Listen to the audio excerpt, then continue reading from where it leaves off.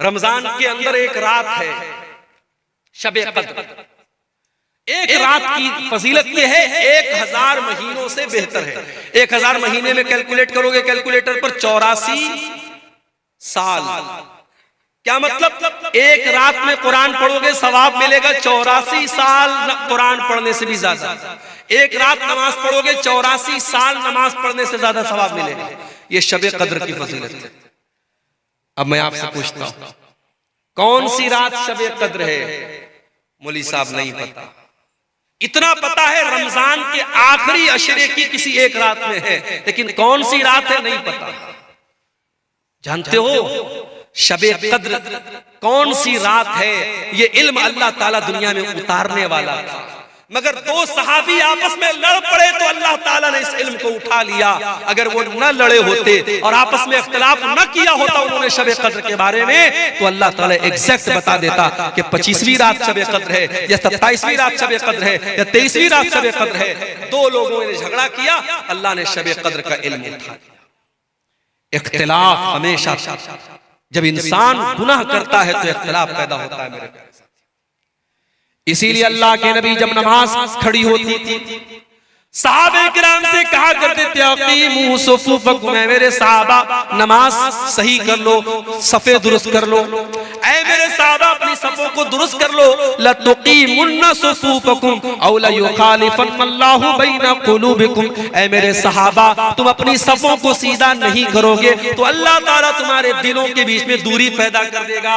यानी एक सुन्नत आप छोड़ेंगे नमाज के अंदर, अगर सबको सीधा नहीं करेंगे और कदम से कदम और कंधे से कंधा मिला के खड़े नहीं होंगे तो अल्लाह ताला दिल में दूरी पैदा कर देगा। तूने अपने दीन को सीखा कि नहीं सीखा?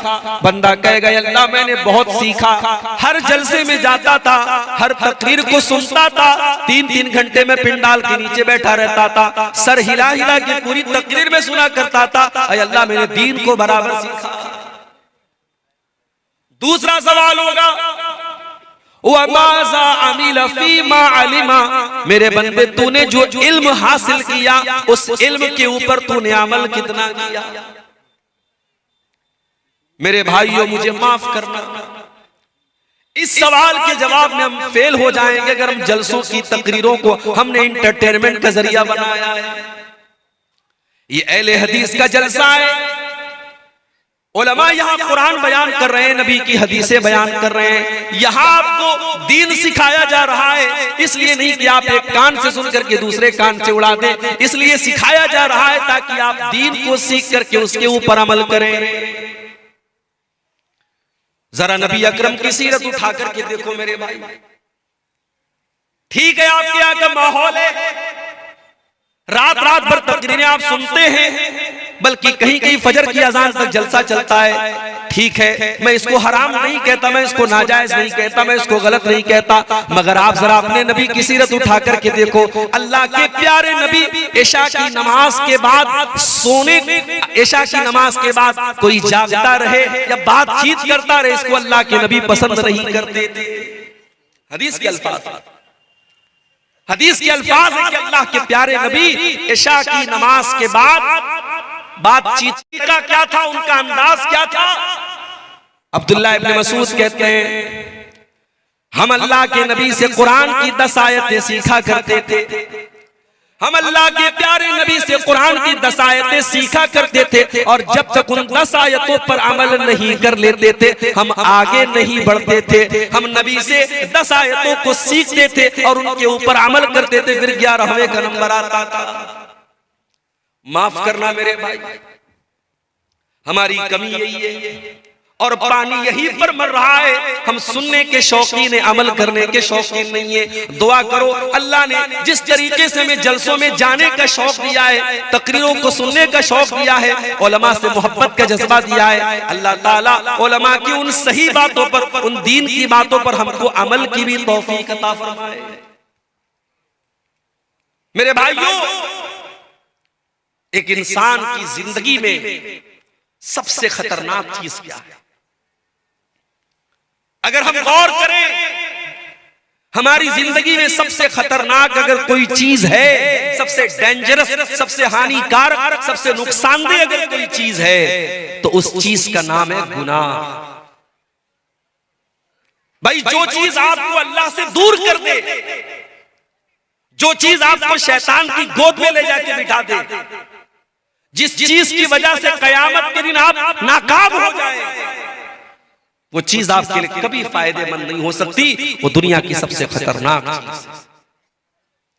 इसीलिए अल्लाह ताला कुरान में कहता है ज़हरल फसादु फिल बर्रि वल बहरि बिमा कसबत अयदीन नास। मेरे बंदो, खुशकी के अंदर, तरी के अंदर, जमीन के ऊपर और समंदर के अंदर जहां पर भी तुमको फसाद नजर आ रहा है, जहां पर भी तुमको बिगाड़ नजर आ रहा है, जहां पर भी तुमको तबाही नजर आ रही है, बिमा कसबत अयदीन नास, ये लोगों के करतूतों का नतीजा है, ये लोगों के गुनाहों का नतीजा है, ये लोगों की बदअमालियों का नतीजा है। और आगे अल्लाह क्या कहता है, लियुज़ीक़हुम बादल्लज़ी अमिलू। मेरे बंदो, ये मुसीबतें जो तुम देख रहे हो, ये आफतें जो तुम देख रहे हो, ये परेशानियां जो तुम देख रहे हो, ये तुम्हारे बाज़ अमाल की सजा है, ये हर गुनाह की सजा नहीं है। अगर अल्लाह हर गुनाह की सजा दे दे, मा तरका ला ज़ारिहा मिन दाब्बा, तो जमीन के ऊपर कोई जानदार ही बाकी न बचे।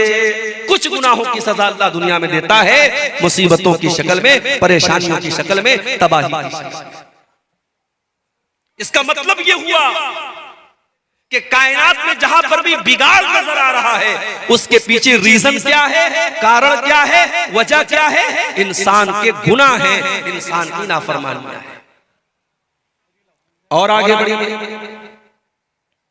कुरान का पहला पारा उठाइए, वकुलना या आदम उस्कुन अंत व ज़ौजुकल जन्ना फकुला रगदन मिन हैसु शितुमा वला तक़रबा हाज़िहि शजरा। ऐ आदम, जन्नत में आराम से अपनी बीवी के साथ, हव्वा के साथ तुम रहो, जो चाहे खा लो, जो चाहे पी लो, जहां चाहे मौज मस्ती करो, लेकिन ऐ आदम हव्वा, इस पेड़ के करीब न जाना, इस दरख्त के करीब न जाना। अल्लाह ने मना कर दिया एक पेड़ के बारे में, इस पेड़ के करीब न जाना। अब हमारा नौजवान क्या पूछता है, शेख साहब उस पेड़ का नाम क्या था, तुझे खाना है क्या? क्यों पूछता है? हमारी आदत है फजूल सवालात करने की, जिस सवाल का कोई मकसद नहीं वो सवाल करते हैं। आदम अलैहिस्सलाम को अल्लाह ताला ने एक पेड़ के करीब जाने से मना किया। पेड़ किस चीज का था, इसका क्या मतलब है? अल्लाह ने पेड़ का नाम नहीं लिया है, हमें जानने की जरूरत भी नहीं। अल्लाह ने कहा आदम ऐ हव्वा, इस पेड़ के करीब न जाना, अगर जाओगे फतकूना मिनज़ ज़ालिमीन, तो तुम जालिमों में से हो जाओ। फ़अज़ल्लहुमा शैतानु अन्हा फ़अख़रजहुमा मिम्मा काना फ़ी। शैतान ने हमारे बाप आदम को और हमारी माँ हव्वा को, दोनों को बहका दिया। अवाम में ये बात मशहूर है कि इब्लीस ने हजरत हव्वा को बहकाया और हजरत हव्वा ने आदम को बहकाया। ये गलत बात है, ये कुरान के खिलाफ बात है। कुरान कह रहा है दोनों को बहकाया, दोनों की कॉमन गलती थी, सिर्फ हव्वा की गलती नहीं थी, ये आदम की भी गलती थी, ये हजरत हव्वा की भी गलती थी। अच्छा, शैतान ने ऐसे ही डायरेक्ट जाकर नहीं बहका दिया, शैतान दोस्त बन के आया, शैतान हमदर्द बन के आया और कहा ऐ आदम ऐ हव्वा, मैं तुमको एक पेड़ के बारे में बताता हूँ, उस पेड़ के फल को अगर तुम खा लोगे, ऐ आदम ऐ हव्वा, तुम हमेशा हमेश के लिए जन्नत में रहोगे, हमेशा हमेश के लिए तुम जन्नत में रहोगे या फरिश्ते बन जाओगे।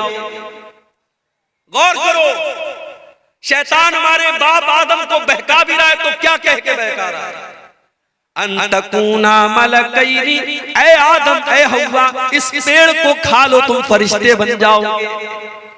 आदम अलैहिस्सलाम को ये ना समझ में आया कि अल्लाह ताला ने मेरा मकाम तो ये बनाया कि जब मुझे पैदा किया तो फरिश्तों को हुक्म दिया कि आदम के आगे सजदा करो, और शैतान मुझसे कह रहा है ऐ आदम तू इस पेड़ को खा जाओ तो तुम फरिश्ते बन जाओगे और हमेशा हमेशा जन्नत में रहोगे। अल्लाह ने उससे बड़ा मकाम दिया था, लेकिन शैतान ने ऐसी पट्टी पढ़ाई कि हमारे बाप आदम को समझ में नहीं आया। पता ये चला मेरे भाई, हम उसी आदम की औलाद हैं और हम भी शैतान के आगे बेबस हो जाते हैं और कमजोर पड़ जाते हैं और अक्सर शैतान की चालों में आ जाते हैं। और ये भी पता चला शैतान दुश्मन बनकर के नहीं आता, शैतान दोस्त बनकर के आता है। वक़ासमहुमा इन्नी लकुमा लमिनन नासिहीन, शैतान ने कसम खाई, कहा आदम मैं कसम खाता हूं अल्लाह की, मैं तुम्हारा भला चाहता हूं, मैं तुम्हारा बुरा नहीं चाहता। हमारे सामने कोई अल्लाह की कसम खा ले। मैं मार्केट में जाता हूं, सामान खरीद लिया, सामान का रेट पूछा दुकानदार से, उसने कहा 100 रुपए का है। मुझे लगा यार कुछ महंगा मिल रहा है, मैंने कहा यार 90 का दे दो। कहता है मौलवी साहब अल्लाह की कसम मैंने 80 का खरीदा। अब मौलवी साहब दुकान पर गए, दुकानदार ने अल्लाह की कसम खा ली, तो मौलवी साहब तो बेचारे मौलवी साहब होते हैं, अल्लाह का नाम सुन के पिघल जाते कि बेचारा कसम खा रहा है तो झूठ तो नहीं बोल रहा। अल्लाह वाले अल्लाह के नाम पर बड़ी आसानी से बेवकूफ बन जाते हैं। ये जुमला नोट कर लो, अल्लाह वाले अल्लाह के नाम पर बहुत आसानी से बेवकूफ बन जाते हैं। हैदराबाद जैसी सरजमीन पर मैं गया, वहां लोगों ने बताया मौलवी साहब बड़ी बड़ी दाढ़ी वाले और माथे पर सज्जे का निशान रखने वाले आज बिजनेस में हालत ये है, लाखों और करोड़ों का लोगों का माल लेकर के बैठे हुए हैं, दुकान बंद करके गायब है और लोग परेशान हैं। कितने लोगों ने माल बेचा है, पैसा लेने के लिए जा रहे तो दुकान बंद है, दाढ़ी इतनी बड़ी है और सज्जे का निशान इतना बड़ा है। आदमी धोखा खा गया कि इतना नेक इंसान है, ये तो फ्रॉड नहीं करेगा, ये तो धोखा नहीं करेगा। मेरे भाइयों अल्लाह वाले अल्लाह के नाम पर बड़ी आसानी से बेवकूफ बन जाते। इब्लीस ने कसम खाई, कहा मैं तुम्हारी भलाई चाहता हूं। आदम अलैहिस्सलाम ने उसकी बात मान ली और उस पेड़ को खा लिया जिस पेड़ के करीब भी जाने से अल्लाह ने मना किया। अच्छा अल्लाह ने ये नहीं कहा मत खाओ, अल्लाह ने ये भी नहीं कहा आदम फल मत तोड़ो, अल्लाह ने कहा फल के करीब भी मत जाओ। आप कहीं देखते होंगे जहां इलेक्ट्रिक पोल होता है और वहां पे करंट और पावर होता है तो उस पे लिखा रहता है खतरा, बड़े बड़े दो उसमें खोपड़ी बनी रहती है और 2 हड्डियां बनी रहती है और बीच में लिखा रहता है खतरा, ताकि आदमी दूर से अलर्ट हो जाए कि इसमें खतरा है। जिस गुनाह के बारे में अल्लाह कह दे करीब मत जाओ, उसके करीब भी नहीं जाना चाहिए। मेरे नौजवान साथियों, आज समाज में ज़िनाकारी और बदकारी आम होती चली जा रही है और आज मोबाइल का इस्तेमाल ज़िनाकारी के एक आले के तौर पर हो रहा है। आज मोबाइल पर होने वाली एक चैटिंग कहां पर जाके खत्म होती है कोई नहीं जानता। आज कितने ज़िना के वाक़यात हुए जिसकी शुरुआत एक मिस कॉल से होती है, एक रॉन्ग नंबर से आई हुई कॉल से होती है, एक गलत नंबर से आए हुए मैसेज से होती है। मेरे प्यारे भाइयों, इसीलिए अल्लाह कुरान में जब ज़िना का नाम लेता है तो ये नहीं कहता है कि ज़िना मत करो, अल्लाह फरमाता है वला तक़रबुज़्ज़िना इन्नहु काना फ़ाहिशतन व साअ सबीला। मेरे बंदो तुम ज़िना के करीब भी न जाना, ये बड़ा गंदा काम है। अल्लाह ने करीब भी जाने से, और इसीलिए मर्दों से कहा गया जब चलो रास्ते में तो अपनी निगाहों को झुका कर चलो। औरतों से कहा गया जब घर से निकलो तो पर्दे में निकलो। अपने घर में अपने भाई के सामने, अपने बाप के सामने, अपने महरम रिश्तेदार के सामने भी औरत से कहा गया वल यज़रिबन बिखुमुरिहिन्ना अला जुयूबिहिन्ना, अपने दुपट्टे को अपने सीने पर रखो, अपने सीने को खुला मत रखो। क्यों मेरे भाई? इसलिए कि कुरान हमें ज़िना के करीब भी जाने से मना किया।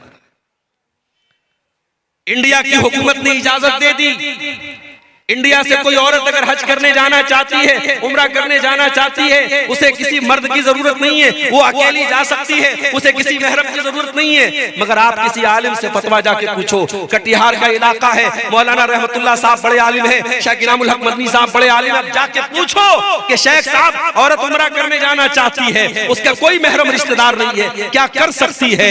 उलमा जवाब देंगे नहीं कर सकती है। क्यों? आज के दौर में कोई पुराने जमाने की तरह सफर नहीं हो रहा है, घोड़े पे सफर नहीं हो रहा है, ऊंट पे सफर नहीं हो रहा है, फ्लाइट का सफर है। बागडोगरा और कलकत्ता से आप फ्लाइट पकड़े और डायरेक्ट आप सऊदी अरब पहुंच जाए, रियाद पहुंच जाए, 4 घंटे में आप सऊदी अरब पहुंच जाए। आज के दौर में तो कोई खतरा नहीं है। मगर उलमा जवाब यही देंगे कि ये कुरान, ये नबी का हुक्म है, ये शरीयत का हुक्म है, हमें इसमें मंतिक नहीं लगाना है, हमें इसमें लॉजिक नहीं लगाना है। औरत को अगर उम्रा करना है, हज करना है, तो उसका कोई महरम रिश्तेदार होना चाहिए या उसका शौहर होना चाहिए। मेरे प्यारे साथियों, क्यों इस्लाम ने ये हुक्म दिया? इसलिए कि इस्लाम जिना के करीब भी जाने से हमें मना करता है। अल्लाह ने कहा था, आदम तुम इस पेड़ के करीब भी ना जाना। शैतान ने बहकाया और आदम अलैहिस्सलाम ने और उनकी बीवी हव्वा ने, दोनों ने उस पेड़ को खा लिया, उसके फल को खा लिया। अब जैसे ही दोनों ने फल को खाया, कुरान क्या कहता है? फलम्मा ज़ाक़ा शजरत बदत लहुमा सौआतुहुमा व तफ़िका यक़सिफ़ानी अलैहिमा मिन वरक़िल जन्ना। दोनों ने जब उस पेड़ को खा लिया तो दोनों के बदन से कपड़े उतर गए और दोनों नंगे हो गए। हमारे बाप आदम भी नंगे हो गए, हमारी माँ हव्वा भी नंगी हो गई। हाय हाय, अब जैसे नंगे हुए, अच्छा इसका मतलब कि जन्नत में कपड़ा था, इसका मतलब कि जन्नत में कपड़ा था, दोनों कपड़ा पहने हुए थे, कपड़े उतर गए, दोनों नंगे हो गए। अब नंगा रहना उनको पसंद नहीं है। कुरान कहता है दोनों अपने आप को कवर करने लगे, ढांपने लगे। जन्नत के जो पेड़ पौधे थे उसके पत्तों से अपनी शर्मगाह को ढांपने लगे। पता ये चला कि नंगा रहने वाला और नंगी रहने वाली औरत ये हजरत आदम की औलाद में से कहलाने की हकदार नहीं है। आदम का कल्चर ये नहीं है, ये हव्वा का कल्चर नहीं कि नंगा रहा जाए।